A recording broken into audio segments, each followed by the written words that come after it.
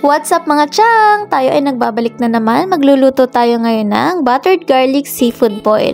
So, ingredients natin, meron tayong 4 tablespoon ng oyster sauce, 4 tablespoon ng tomato paste, then 3 tablespoon ng ating patis o fish sauce. Then, meron din tayong cornstarch, 2 kutsarang tinunaw natin sa tubig. Then, meron tayong 2 puso ng garlic, isang malaking onion, then meron tayong chili, then onion leeks, then yung isang 100 grams na butter, yung isang stick. Then meron tayong 1/2 ng alimasag, 1/2 kilo ng tahong, then isang 1/4 ng ating hipon. Then meron tayong 3 sweet corn, and syempre hindi mawawala yung Sprite natin.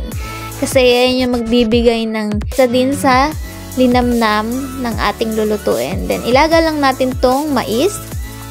Yan, lagyan natin ng konting salt.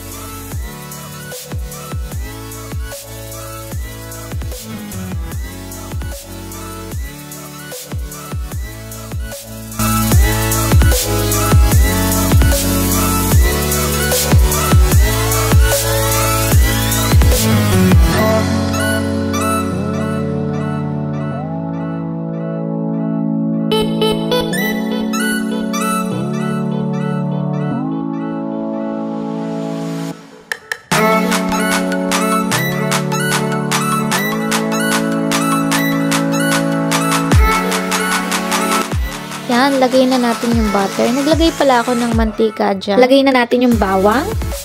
2 puso ng bawang yung nilagay natin. Then, isang malaking onion yan. Malaking sibuyas. Then, itong oyster sauce natin. Isa sa nagpapalinamnan sa lulutuin natin. And di mawawala syempre yung patis and yung tomato paste natin. Lalagay na rin natin yan. Then, yung chili. Mas masarap kasi kung mas maanghang, diba? And ilalagay na rin natin yung ating Sprite. Hindi po to sponsored.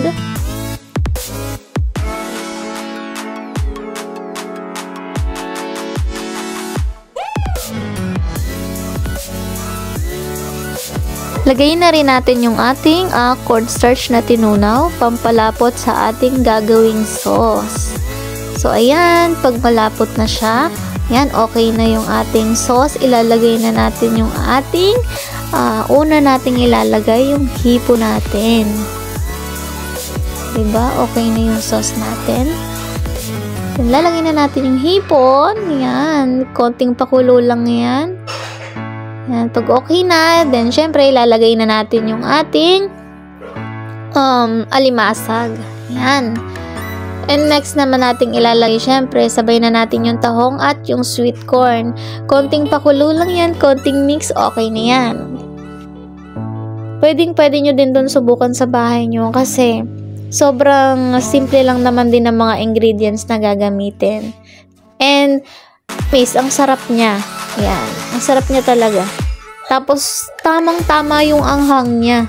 Kung kayo mahilig sa maanghang, for sure, masasarapan kayo pag maraming sili.